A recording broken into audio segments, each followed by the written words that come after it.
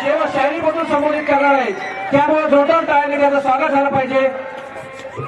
इम्रान प्रतापरीजी.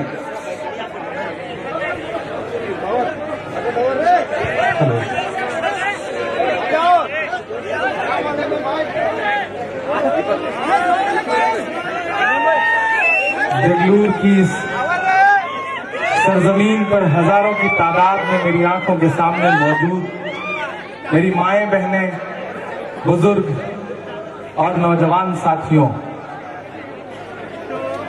नए कमरों में अब चीजें पुरानी कौन रखता है? नए कमरों में अब चीजें पुरानी कौन रखता है? परिंदों के लिए शहरों में पानी कौन रखता है? और वो तो हम हैं जो बचाई है विरासत, वरना सलीके से बुजुर्गों की निशानी कौन रखता है? देगलूर वालों, इस कोरोना में हमने एक ऐसे इंसान को खोया जिससे आप बहुत मोहब्बत करते थे। राव साहब, जिनसे आपने बहुत प्यार किया, जिन्हें आपने आमदार बनाया, राव साहेब अंता पुरकर साहब, मैंने उनकी ईमानदारी के किस्से दिल्ली में बैठ के सुने हैं, उत्तर प्रदेश में बैठ के सुने हैं। 2 बार एमएलए रहने के बाद भी जिस इंसान ने अपने पास घर जोड़ने के नाम पे सही से अपना घर तक न बनाया हो, उससे ज्यादा ईमानदारी की मिसाल क्या हो सकती है? मैं उत्तर प्रदेश से आया हूं। आदरणीय अशोक राज चौहान जी साहब बड़े भाई हैं हमारे, उनका आदेश था कि इमरान आना है, लोगों से मुखातिब होना है, बात करनी है। मैं उत्तर प्रदेश से आया हूं। एक तरफ आपका एक एमएलए लोगों के बीच में कोरोना के दौरान उनका हाल चाल लेने के लिए, उनकी बीमारी जानने के लिए, उनके इलाज के सिलसिले में घूमता रहा और खुद कोरोना पीड़ित होकर के ईश्वर को प्यारा हो गया। और एक तरफ हम जिस उत्तर प्रदेश से आए हैं, वहां गंगा जी में लाशें बह रही थी और उत्तर प्रदेश की सरकार ऑक्सीजन मांगने पर मुकदमे कर रही थी। मेरे भाई,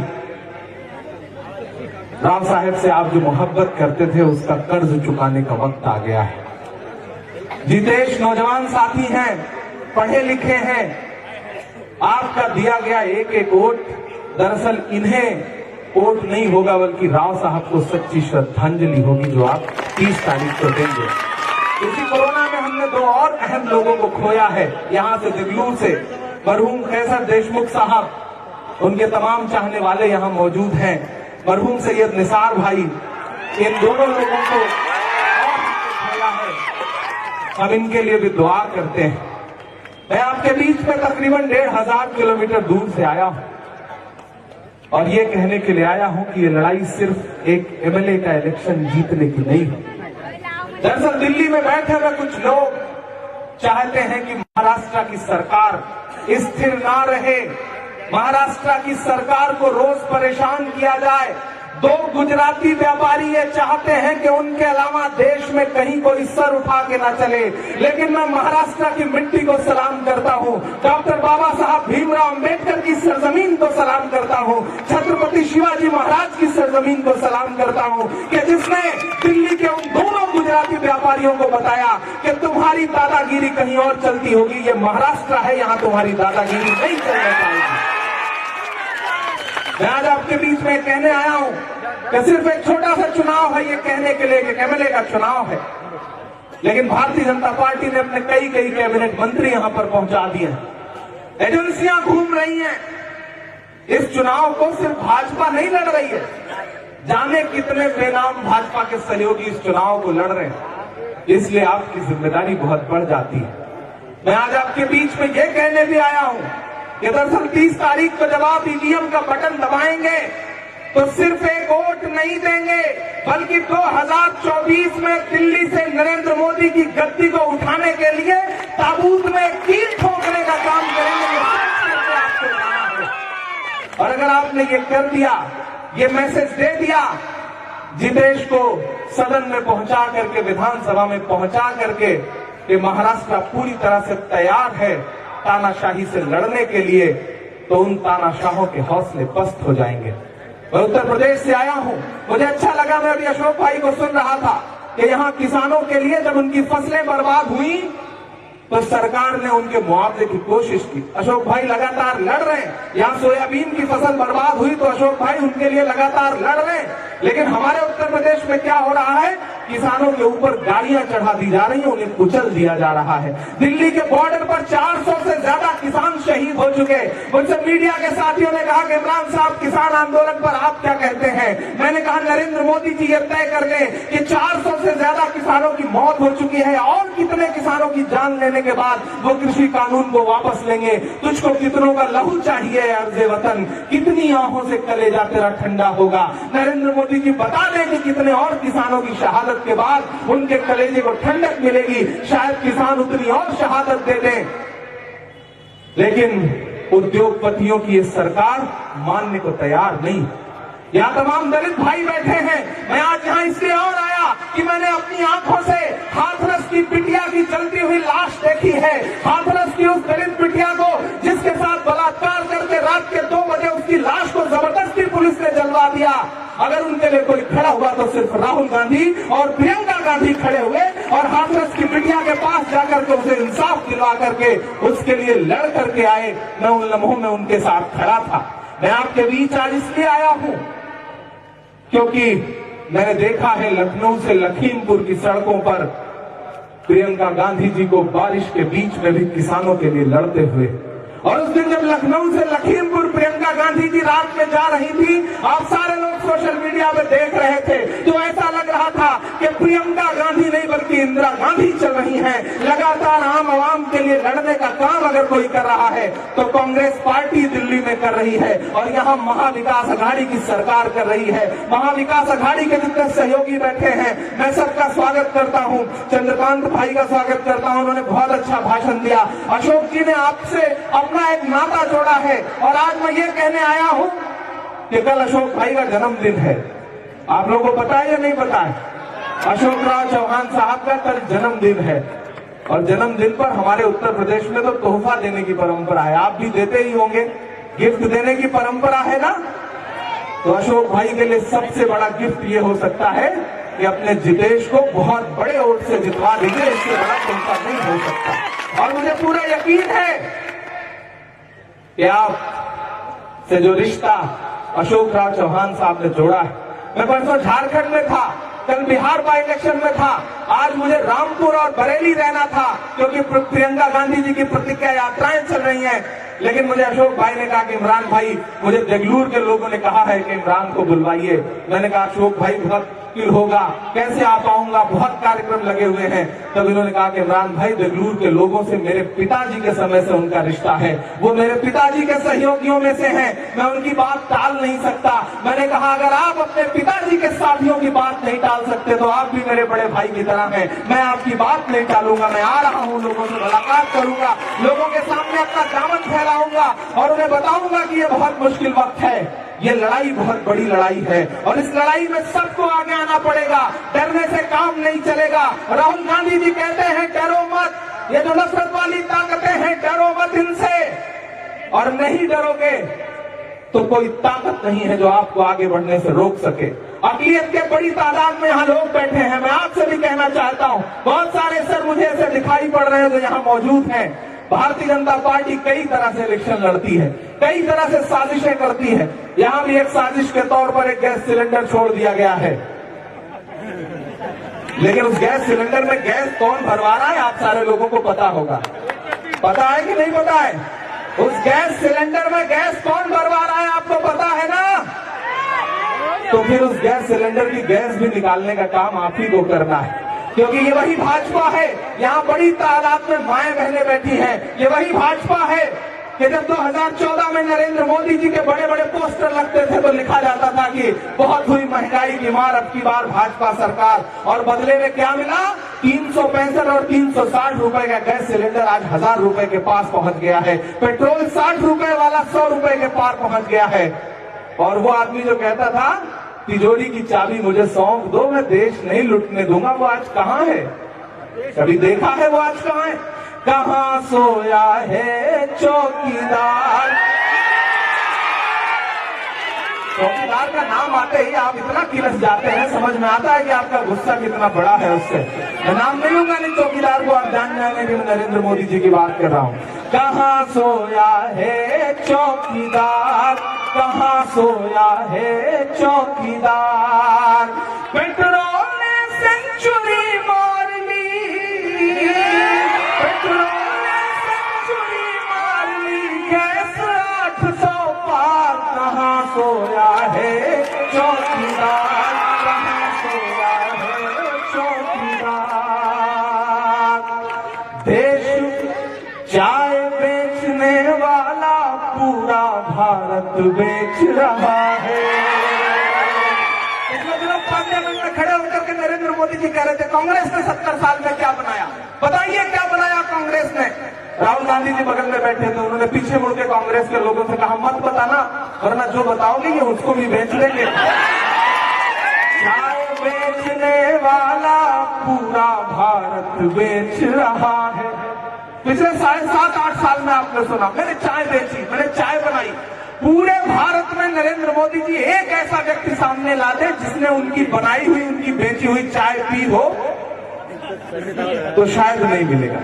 आज तक मिला आपको कोई? नहीं मिला।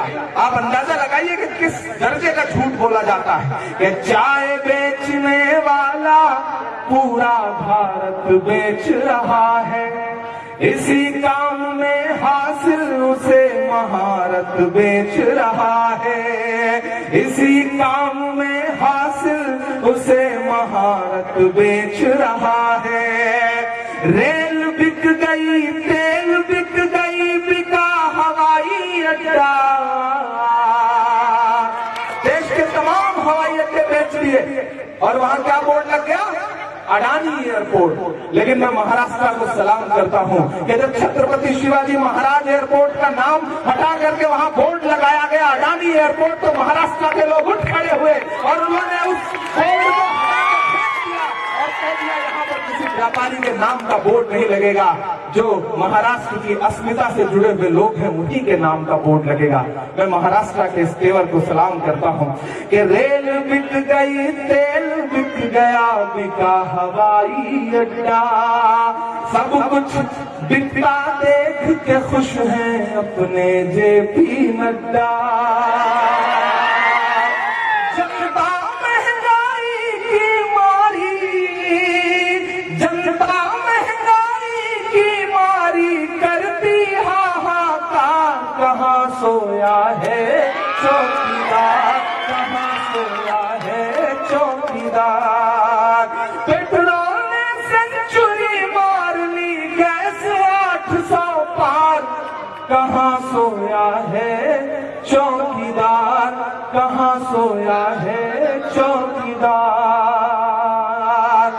किसानों को शहीद करने वाली सरकार, लगातार महंगाई बढ़ाने वाली सरकार। मेरी माओ, आपको याद होगा कि जब आप गृहस्थी में जा करके, रसोई में जा करके गैस का सिलेंडर ऑन करती है तो आपको लगता है ना कि जो 300-350 का सिलेंडर था वो आज 1000 रुपए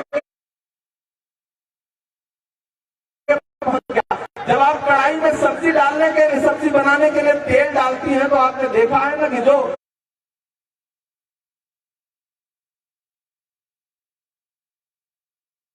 कांग्रेस के समय में जिस रसोई तेल की कीमत 60 रुपए, प्रियंका गांधी जी लगातार महिलाओं के लिए लड़ रही हैं, आगे बढ़ रही हैं, हम सब उनके साथ खड़े हैं। ऐसे अशोक चौहान साहब जिस तरह से लगातार मेहनत कर रहे हैं, सच में जितेश आप खुशनसीब हैं कि आपका चुनाव आप नहीं लड़ रहे बल्कि अशोक चौहान साहब लड़ रहे हैं। इससे आपके चुनाव को जो मजबूती मिली है उसके लिए मैं अशोक भाई की मेहनत को और उनकी हिम्मत को सलाम करता हूं कि उन्होंने राव साहब से जो रिश्ता जोड़ा था उसे उनके बेटे के साथ भी निभा रहे हैं। और मुझे पूरा यकीन है कि वालिद के छोड़े गए कुछ काम ऐसे होते हैं जिन्हें उनका बेटा पूरा करता है। आपके ऊपर बड़ी जिम्मेदारियां हैं, आपको उस जिम्मेदारी को निभाना है। आपके पिताजी ने देगलूर के लिए जो सपने देखे हैं, देगलूर की आवाम के लिए, देगलूर के लोगों के लिए उनके मन में जो ख्वाब थे, जब आप इस चुनाव को जीत जाइएगा उसके बाद जो सपना उन्होंने देखा था उसको पूरा करने के लिए आप सौभाग्यशाली हैं कि आपके पास अशोक चौहान साहब की सरपरस्ती है, उनका साथ है। तो मुझे पूरा यकीन है कि आने वाले दिनों में आप देगलूर के लिए एक नई इबारत लिखेंगे। जिन जिन कामों को आपके पिताजी पूरा करना चाहते थे, लेकिन प्रकृति ने उन्हें बहुत लंबी उम्र नहीं दी, बल्कि वो अपनी सांसें कुर्बान कर गई लोगों के लिए, लड़ते हुए लोगों के लिए सांसें तलाशते हुए उस काम को आप पूरा करेंगे, ये मुझे पूरा विश्वास है। मैं आपके बीच यहाँ आया हूँ, बहुत सारा भाषण आपने सुना है, मैं बहुत ज्यादा आपसे गुफ्तगू नहीं करूंगा, बस आपसे इतना कहूंगा कि भाजपा कई तरह से चुनाव लड़ती है। एक वो सामने पर्दे के आगे चुनाव लड़ती है और एक पर्दे के पीछे भी चुनाव लड़ती है। कुछ ऐसे लोग छोड़ दिए जाते हैं जो आपके बीच में जाकर के आपको बरगलाते हैं। यहाँ अकलियत के जो साथी बैठे हैं, मैं उनसे ये कहने आया हूँ कि आप मुझे पहचानते हैं, आप मुझे मोहब्बत करते हैं, आपने मेरी नज़्में सुनी है, आपने मेरे आंसुओं के साथ अपने आंसू मिलाए हैं। जब मैंने नजीब के लिए नज़्म पढ़ी है तो आपने मुसल्लों पे बैठ के मेरे लिए दुआएं की हैं। जब मैं खान के माँ के आंसू पहुंच रहा था तो आपने मेरे लिए दोनों हाथ उठा के दुआएं की हैं। जब मैं जुनैद के आंसू पहुंच रहा था तो आपने मेरे लिए दुआएं की हैं। मैं उन दुआओं की बुनियाद पर आपसे ये कहने आया हूं कि कांग्रेस पार्टी ने आपकी दुआओं की बदौलत इमरान प्रतापगढ़ी को माइनॉरिटी डिपार्टमेंट का पूरे देश का चीफ बना करके आपको यह संदेशा दिया है कि हम आपके साथ हैं, आपकी आवाज के साथ हैं। और मैं ये मानता हूं कि आपकी दुआओं के सदके में हुआ है। तो आज मैं आपसे ये कहने आया हूं कि इस मुल्क में लड़ाई बहुत बड़ी है, और जब लड़ाई बड़ी हो तो छोटी छोटी चीजों पे समझौता कभी मत करिएगा। आपको बरगलाने के लिए लोग आएंगे, भड़काने के लिए लोग आएंगे, बांटना चाहेंगे, खरीदना चाहेंगे, पैसे का लालच देंगे, लेकिन मैं जानता हूं आप ईमान वाले लोग हैं, आपको कोई खरीद नहीं सकता है। एक तराजू पर ईमान रख दिया जाएगा और एक तराजू पर दुनिया की पूरी दौलत रख दी जाएगी, तब भी आप इधर से उधर होने वाले लोग नहीं हैं। आपका जो रिश्ता है अशोक चौहान से, आपका जो रिश्ता है कांग्रेस पार्टी से, आपका जो रिश्ता है महाविकास अघाड़ी से, उस रिश्ते को निभाइएगा। और जरा सा भी एक वोट अगर आप इधर उधर करते हैं तो आप कहीं ना कहीं भाजपा को फायदा पहुंचाएंगे। इसलिए याद रखिएगा कि जितेश का जीतना इसलिए भी बहुत जरूरी है क्योंकि सिर्फ महाराष्ट्र और मुंबई की नजरें इस चुनाव पर नहीं है, बल्कि दिल्ली में बैठे हुए तानाशाहों की नजरें भी इस चुनाव पर डटी हुई हैं। वो चाहते हैं कि इस चुनाव को जीत करके वो एक संदेशा दें और महाराष्ट्र की महाविकास अघाड़ी को और अस्थिर करने का काम करें। ऐसे में आपको ये संदेशा देना है कि हम महाराष्ट्र के लोग हैं, हम तुम्हारी एजेंसियों से, तुम्हारे केंद्रीय मंत्रियों से, तुम्हारे पैसे के जोर से डरेंगे नहीं, क्योंकि हमें डरना नहीं सिखाया गया है। किसी बड़े ने कहा है कि हक की राह में मरने वाले अपने कातिल से ज्यादा जीते हैं। आपको ये बात याद रखनी है कि आपको डरना नहीं है। मत समझना डराने से डर जाएंगे। मेरी आंखों के सामने इतनी भीड़ है कि पीछे तक नजर नहीं आ रहा है। जहां तक लोग खड़े हैं मैं सबको शामिल करता हूं। मेरे पास अगले 12-14 मिनट है। मैं चाहता हूं कि मैं आपसे मुखातिब होकर के, रूबरू होकर के जाऊं। माइनॉरिटी डिपार्टमेंट के, महाराष्ट्र माइनॉरिटी डिपार्टमेंट के, मुंबई माइनॉरिटी डिपार्टमेंट के जो भी साथी यहां लगातार चुनाव में मेहनत कर रहे हैं, मैं उनका भी शुक्रिया अदा करूंगा। अशोक चौहान साहब के लिए, कांग्रेस के लिए, महाविकास अघाड़ी के लिए, कैंडिडेट के लिए जो मेहनत कर रहे हैं, मैं उन सबका शुक्रिया अदा करते हुए नज़्म पढ़ता हूं कि मत समझना डराने से डर जाएंगे, अब के सारी हदों से गुजर जाएंगे। मौत के नाम का खौफ देता है क्यों, मौत के नाम का खौफ देता है क्यों, मौत जिस रोज आएगी मर जाएंगे। मत समझना, ऐसे काम नहीं चलेगा। आपकी तालियों का शोर पूरे बेंगलुरु की फजाओं में जाना चाहिए, तब लगेगा ये चुनाव हो रहा है। आपकी तालियों के शोर के साथ विपक्ष को ये बता दीजिए, भाजपा को ये बता दीजिए कि तुम्हारी दाल बेंगलुरु में नहीं गलने वाली है। उन्हें संदेश पहुंचाइए। समझना डराने से डर जाएंगे, अब के सारी हदों से गुजर जाएंगे। मौत के नाम का खौफ देता है क्यों, मौत जिस रोज आएगी मर जाएंगे कि हिंद के नौजवानों के दुश्मन हो तुम। करोड़ों करोड़ रोजगार दे रहे थे, कहाँ है रोजगार? कहीं नहीं है।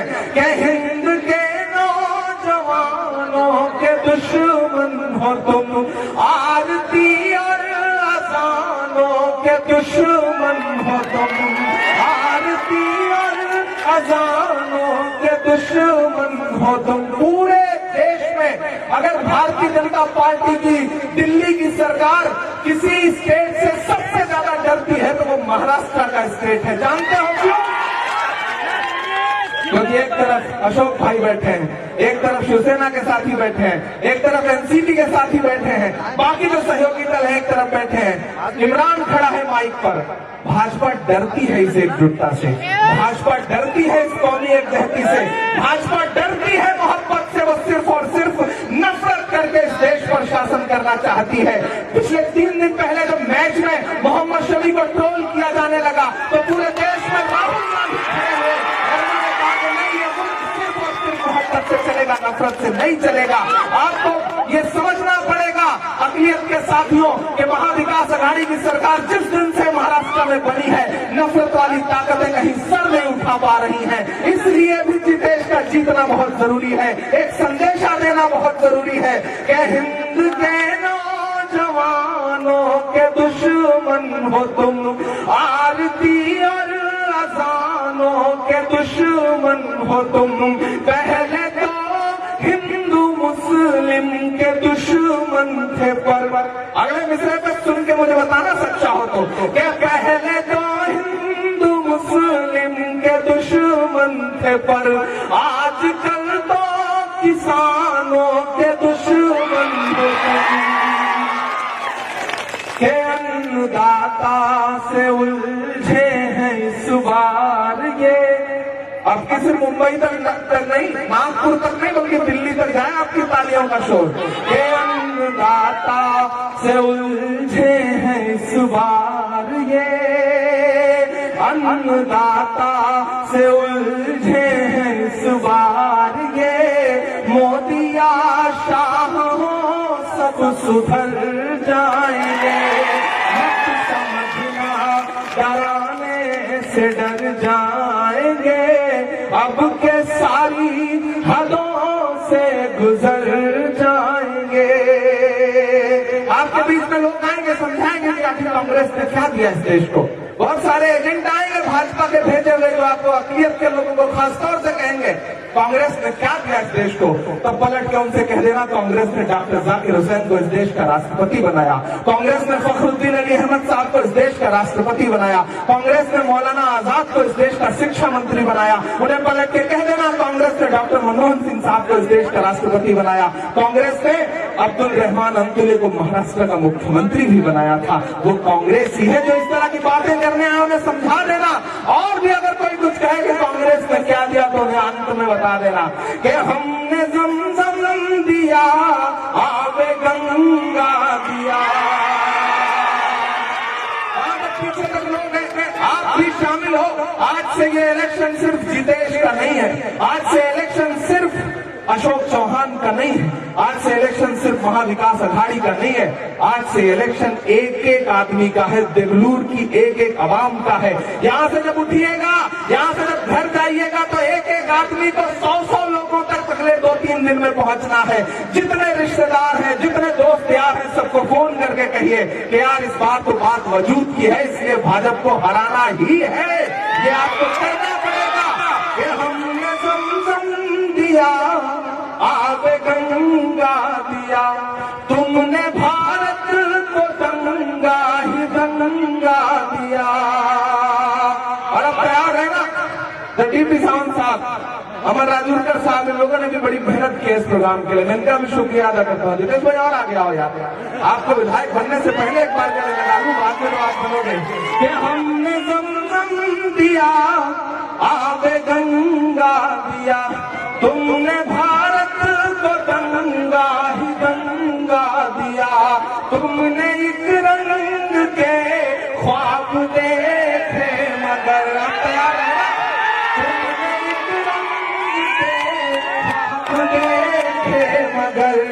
हमने हिंदुस्तान को तिरंगा दिया, ये तिरंगा बदन पर लपेटे हुए, ये तिरंगा बदन पर लपेटे हुए एक दिन इस जमीन में उतर जाएंगे, डराने से डर जाएंगे। उठाइए एक हाथ अपना और बताइए कि आपके देश के साथ है, पीछे तक कोई भी हाथ नीचे नहीं रहेगा। एक हाथ उठाइए अपना, आप जितेश भाई के साथ हैं, आप अशोक चौहान साहब के साथ हैं। समय हो चुका है, आएंगे फिर से आपके बीच में जीत का जश्न मनाने के लिए। बहुत शुक्रिया, बहुत मोहब्बत है, बहुत सारा प्यार। धन्यवाद साहब। जितेश भाई जीत कर आने के बाद देवलूर की जनता और एक बार आपको सुनना चाहेगी।